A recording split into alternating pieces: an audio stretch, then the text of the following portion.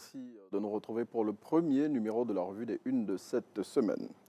Le PDCI, le RHDP et le PPACI étaient de sortie ce week-end de Tidiane Thiam qui a animé un meeting à la place Figayo de Yopougon où il a indiqué que sa marche vers la présidentielle sera semée d'embûches. Au ministre Amadou Koulibaly qui, lui, a annoncé à Korogo que son parti devait faire le plein à l'occasion de la présidentielle de 2025 en passant par Nadi Gbagbo, qui depuis la ville de Gagno a dit espérer une élection présidentielle transparente. Ce week-end, nous dit l'Inter, a été très animé au plan politique. Mahamoud Ali Youssouf est le nouveau président de la Commission de l'Union africaine. Le ministre des Affaires étrangères de Djibouti a été élu ce samedi 15 février lors des travaux d'ouverture du 38e sommet ordinaire de l'organisation. Il succède ainsi au Tchadien Moussa Faki Mahamat pour un mandat de 4 ans. Le vice-président de la République, M. Tiemoko Meliet Kone, représentant le chef de l'État, Alassane Ouattara, a pris part ce samedi 15 février 2025 à Addis Abeba, en Éthiopie, à ce sommet.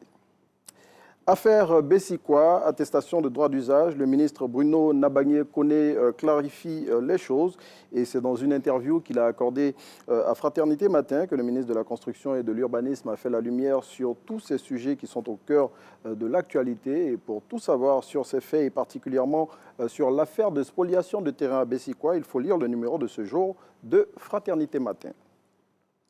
Ce week-end a été marqué par 2 tentatives de suicide, l'une à Alépé et l'autre ici à Abidjan. Selon Soir Info, pour le premier cas cité, il s'agit d'une jeune femme qui, se disant déçue de la vie après plusieurs déboires, a tenté de mettre fin à ses jours en ingurgitant une forte quantité de produits sanitaires. Quant au deuxième cas, il est relatif à un homme qui s'est jeté dans la lagune à partir du pont de Gaulle au plateau. La saison d'Amad Diallo est terminée. L'ailier de Manchester United s'est blessé à l'entraînement la semaine dernière. Et selon Supersport, cette blessure nécessite une absence d'environ 3 mois, mettant ainsi un terme à sa saison. Un coup dur pour l'international ivoirien qui manquera, selon le confrère, les 5e et 6e journées des qualifications pour la Coupe du Monde 2026 face au Burundi et à la Gambie.